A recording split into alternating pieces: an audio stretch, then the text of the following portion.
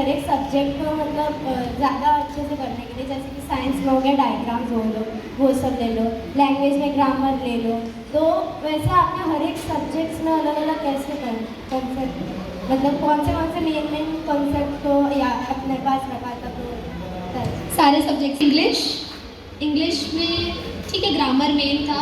हम लोग को तो सर ने पर्सनली बूस्टर्स प्रोवाइड किए हुए, तुम लोग को पता है। ग्रामर की टीचर्स ही इतनी अच्छी सर ने अपॉइंट की थी, तो ग्रामर में मुझे डाउट नहीं आता था। ग्रामर समझ में आना चाहिए ताकि तुम लोग उसको अप्लाई कर सको। तुम लोग लर्न करोगे तो वो बेनिफिशियल नहीं है बिल्कुल भी।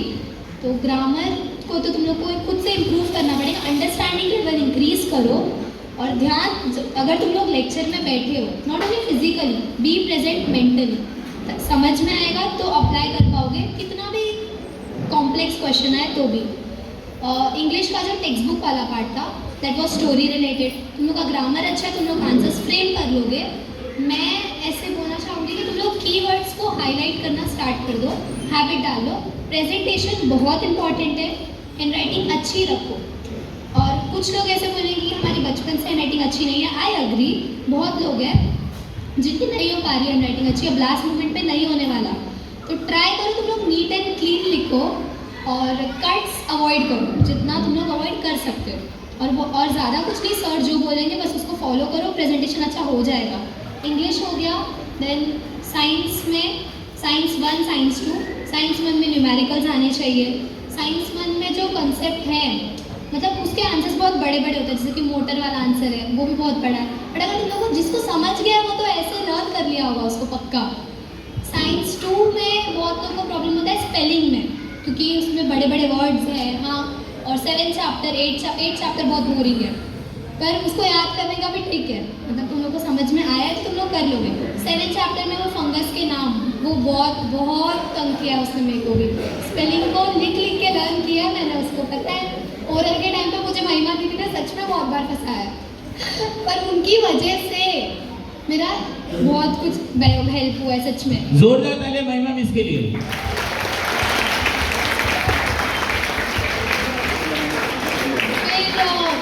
साइंस के बाद आई कम टू मैथ्स में दोनों फैकल्टीज यहीं पे बैठे हैं, एल्जेब्रा देव सर, ज्योमेट्री विनय सर।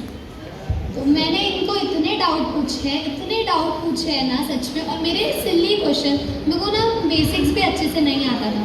मैंने जो सीखा है इधर ही सीखा है, मेरे को तो ऐसे लगता है कभी कभी। तो मैथ्स रिक्वायर्स प्रैक्टिस, सुना ही होगा देव सर से। बहुत प्रैक्टिस करो, लिटरली बुक्स भर दो तुम लोग।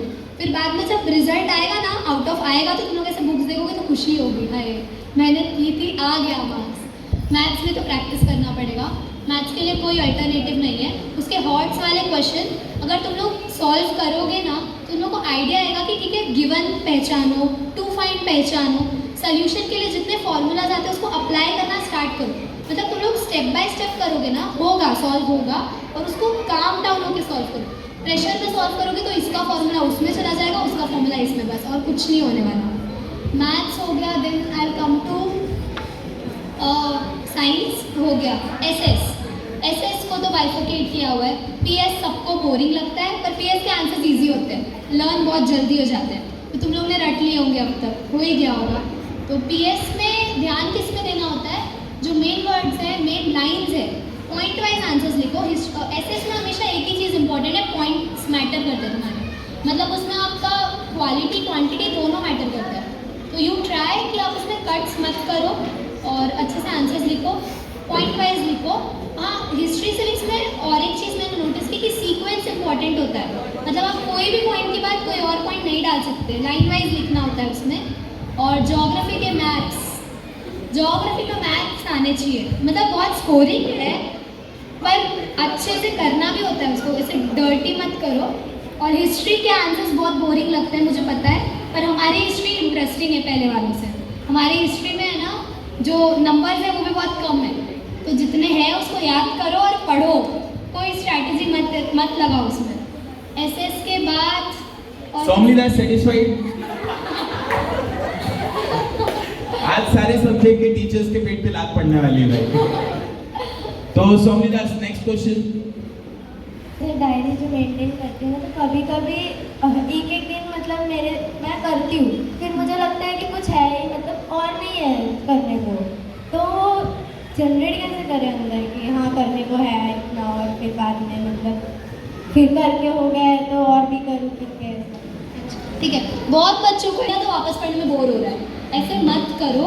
उसी चीज़ की बहुत सारी चीज़ें अवेलेबल है, मतलब अंडरस्टैंड कि आपने टेक्स्ट बुक पढ़ लिया, अपने क्लासेस का नोट्स पढ़ लिया, ठीक है, फिर उसके बाद एक बार आप देव सर के पास ओरल देने जाओ और वो ऐसा क्वेश्चन पूछेंगे कि आपको नहीं आएगा, फिर आप वापस पढ़ने बैठोगे उसी चीज़ को, फिर आप उसमें एक्स्ट्रा क्वेश्चन ढूंढोगे, उसको प्रिपेयर करोगे, फिर उसके बाद पेपर सॉल्व करो। पेपर सॉल्व करना सच में बहुत हेल्पफुल है, रिपीटेड क्वेश्चंस आते हैं एग्जाम में, तो पेपर सॉल्व करो। और डायरी मेंटेन करने के लिए पहली बात तो आपके अंदर से विल पावर होना चाहिए कि हाँ मैंने लिखा है, मैं फॉलो करूँगा और मार्क्स आएगा। आप जब डिवाइड करते हो तो आपको खुद को पता चलता है कि हाँ मेरा इतना हो गया है, इतना बाकी है। और 10th के स्टूडेंट से मैं ये सुनना एक्सपेक्ट नहीं करती हूँ कि हमारा सब हो गया है, ऐसे तो कभी नहीं होता है, चीज़ें बाकी रह जाती है। और अगर बाकी नहीं है, अगर तुम लोगों ने सच में सब कुछ कर लिया उस सब्जेक्ट का, तो रिवाइज ज़्यादा करो, ओरल देना स्टार्ट कर दो। फैकल्टीज़ हमारे बहुत अच्छे, बहुत फ्रेंडली, कल्पेश सर है, नम्रता मिस है, जितनी बार उनके पास ओरल लेने जाओ उतनी बार वो डाउट्स क्लियर करेंगे। जोरदार तालियां कल्पेश सर के लिए एंड आल्सो नम्रता मिस के लिए। नेक्स्ट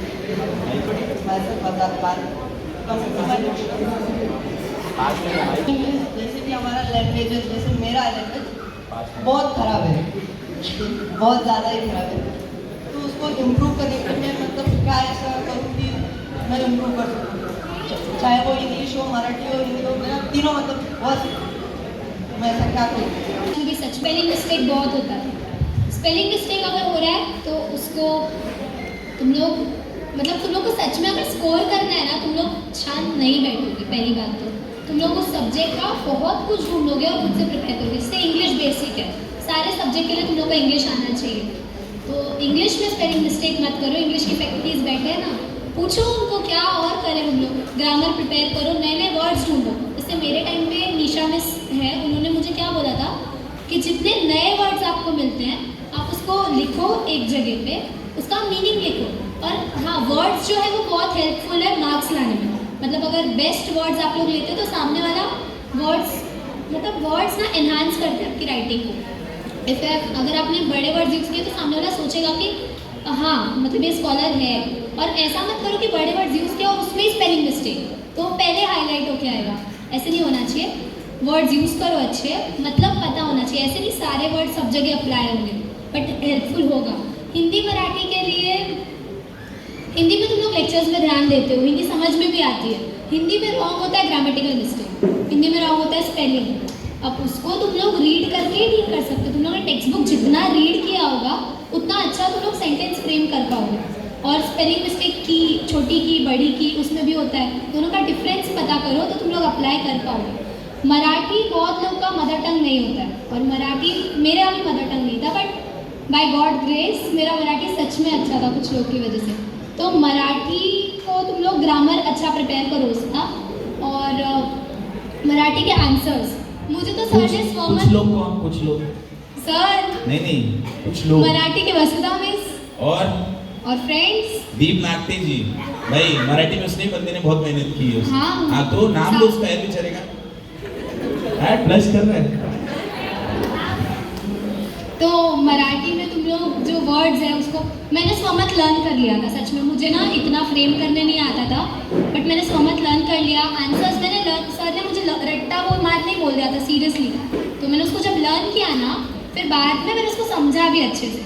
तो हम लोग साथ में पढ़ते, मतलब तुम लोग अगर मराठी पढ़ने बैठे हो तो ऐसे लोगों के साथ बैठो कि जिसको मराठी आती है, तुम लोग के जो भी डाउट्स है ना फटाक से क्लियर हो जाएंगे।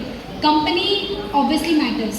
इंग्लिश पढ़ने बैठे हो तो ट्राई करो तुम्हारी क्लास में जिसकी इंग्लिश अच्छी है तुम लोग उसके साथ पढ़ने बैठो। Always be with the people who are better than you. ऐसा नहीं बोलो मीन फ्रेंडशिप रखो, ऐसा नहीं है। फ्रेंड सर्कल भी होगा अच्छा और स्कॉलर भी उन लोग होंगे। सब चीज़ में कोई ना कोई चीज़ अच्छी होती है, किसी के एफर्ट्स अच्छे होते हैं, किसी का कोई स्पेशल सब्जेक्ट अच्छा होता है, तो उससे वो चीज़ सीखो, ग्रैब करो। सीखने में तुम लोग कभी पीछे मत रहो, बस that's it. Thank you. Satisfy Azad answer से। नेक्स्ट गुड इवनिंग दीदी। Good evening. अगर आपके पास दो कंडीशन जनरेट हो जाए, जैसे स्कूल का सेमी प्रीलियम और क्लासेस में भी सेमी प्रीलियम ही चल रहा है, क्लासेस का भी प्रीलियम चल रहा है, तो आप कैसे मैनेज करोगे स्टडीज को? देखो, first of all I will tell you कि 3 बार ही हुआ है बस। तुम लोग अनलकी हो, तुम लोग के साथ हमेशा हो रहा है ऐसा, सच में आई एम नोटिसिंग। और मोस्ट प्रोबेबली ऐसा होता है कि क्लासेस में जो चैप्टर्स हो चुके होते हैं वही सेमी प्रीलियम में होता है स्कूल वाले।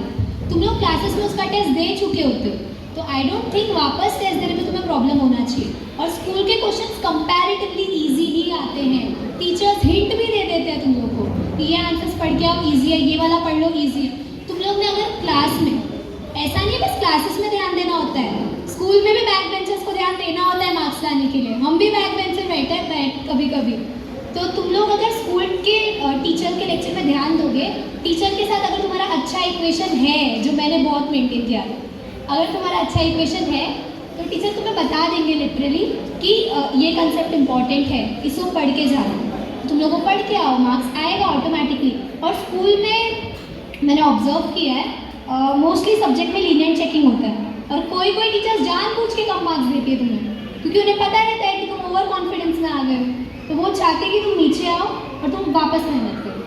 तो स्कूल प्रीलिम्स और क्लासेस प्रीलिम्स को साथ में मैनेज करना है टफ थोड़ा, बट तुम लोग ऐसा आई वुड सजेस्ट कि क्लासेस के प्रीलिम में पहले ध्यान दो। हाँ, आई एग्री, स्कूल में प्रीलिम्स के मार्क्स होते हैं, 20 इंटरनल्स होते हैं, तुम लोग कुछ भी करो इंटरनल्स मिल जाएगा। ऐसा नहीं मस्ती करके इक्वेशन खराब करो, नहीं, तुम लोग ट्राई करो कि तुम लोग स्कूल में भी अपना बेस्ट परफॉर्मेंस दो, और स्कूल वाली जो पढ़ाई है उसको सुबह उठ के करो। मतलब 1 घंटे पहले तुम लोग पढ़ने बैठे हो, और तो लर्न करके चीज़ें अब तक तो हो जानी चाहिए शायद, सारे चैप्टर्स बस रिवाइज करना चाहिए शायद अब। तो अगर स्कूल में प्रीलिम है तो उसको 1 घंटे पहले बुक खोलो, रिवाइज करो अच्छे से, पैनिक मत हो जाएगा। तो रिवाइज करके जाओ, हो जाएगा। और क्लासेस के प्रीलिम में मोस्ट ज़्यादा ध्यान दो। तुम लोग अगर क्लासेस में स्कोर करोगे ना, सच में अगर क्लासेस में अच्छा मार्क्स आए तो स्कूल में डेफिनेटली अच्छा स्कोर करोगे।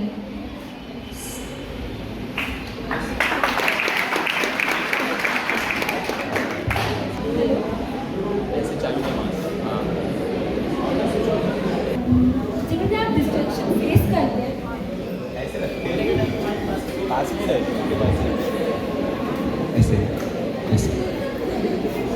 हेलो, आप जब डिस्ट्रैक्शन फेस करते हैं तो उस समय मतलब आप कौन सी ट्रिक यूज़ करते हैं? आपका क्या मोटिवेशन रहता है आपको डिस्ट्रैक्शन को साइड करके एक्स्ट्रा फेस करना? कि मतलब बहुत ये करूँगी क्योंकि बहुत रिलेटेबल है ये।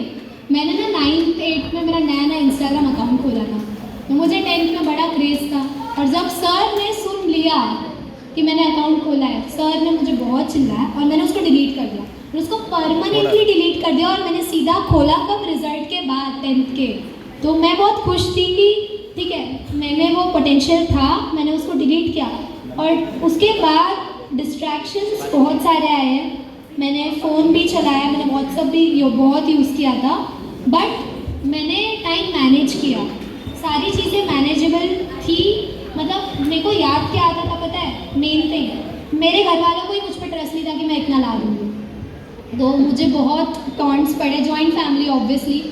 तो मुझे बहुत बोला गया कि निधि तू इतना पढ़ रही है, अगर 95+ नहीं आया तो हम क्या माने तू कहाँ पे थी। तो मैंने ये बातें देव सर से मैंने सब कुछ शेयर किया हुआ है।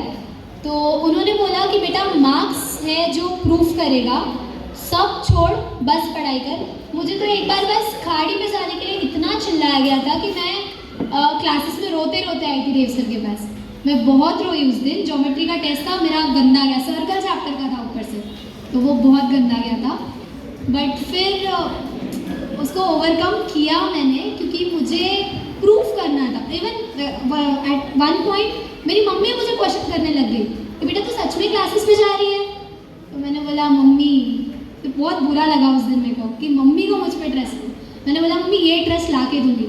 मम्मी तभी, मम्मियाँ हमेशा ऐसी होती ना कि मुँह पे कभी तारीफ़ नहीं करने वाली। मम्मी ने मुझे बहुत चिल्लाया, और फिर जब 97 आया उसके बाद जो मम्मी का रिएक्शन था, स्पीचलेस।